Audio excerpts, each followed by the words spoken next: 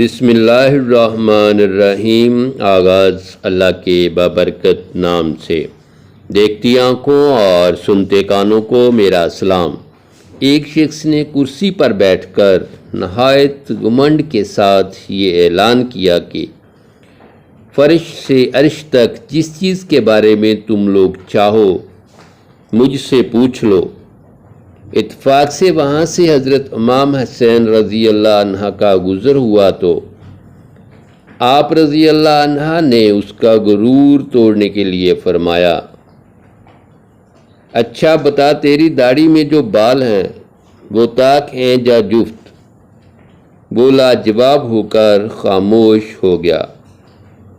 پھر لوگوں نے دریافت کیا کہ اے امام، آپ رضی اللہ عنہ ارشاد فرمائیے۔ تو آپ رضی اللہ عنہ نے فرمایا کہ داڑھی کے بال جفت ہیں۔ مغرور نے کہا کہ اس کی دلیل؟ حضرت امام حسین رضی اللہ عنہ نے فرمایا، اس کی دلیل قرآن مجید کی یہ آیت ہے کہ وَمِن كُلِّ شَيْءٍ خَلَقْنَا زَوْجَيْنِ، ہر مخلوق زوجین یعنی جفت ہے اور اللہ تعالیٰ طاق ہے۔ یہ سن کر وہ گھمنڈی بے حد شرمندہ ہوا اور ہم نے ہر چیز کا جوڑا پیدا کیا۔